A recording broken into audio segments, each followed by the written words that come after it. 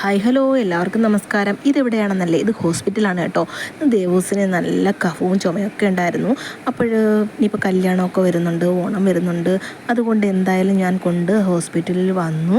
അപ്പോൾ നല്ല രീതിയിൽ കഫം ഉണ്ടായിരുന്നു. ന്യൂമോണിയ ആവാനുള്ള പരുവത്തിൽ വരെ എത്തിക്കഴിഞ്ഞിരുന്നു. അപ്പോൾ ഇത്ര നാളും ഞാൻ ഞവരയിലെയും തുളസിയിലൊക്കെ വാട്ടി കൊടുത്തുകൊണ്ടിരുന്നു.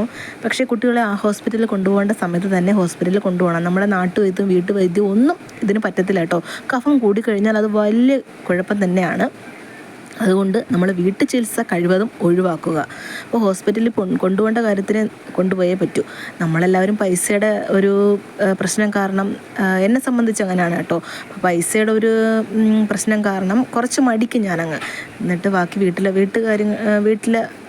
വീട്ടുവൈദ്യം, അതായത് തുളസിയില ഞവരയിലയൊക്കെ വെച്ച് അങ്ങ് അഡ്ജസ്റ്റ് ചെയ്യും. പക്ഷേ ഇത് അത്ര അഡ്ജസ്റ്റ് ചെയ്യാൻ പറ്റില്ല, അത്രയ്ക്ക് സീരിയസ് ആയി കൂടിപ്പോയിരുന്നു. അങ്ങനെ ദിവസം ആവിയൊക്കെ പിടിച്ചു. പിന്നെ ഇനി അടുത്ത SPC കാരനെ വിളിക്കാൻ പോകണം. രാവിലെ തൊട്ടേ അങ്ങോട്ടും ഇങ്ങോട്ടും ഓട്ടം തന്നെ. ഇതാണ് എൻ്റെ അവസ്ഥ. അപ്പോൾ okay, bye bye, see you. അടുത്ത വീഡിയോയുമായി വീണ്ടും കാണാം.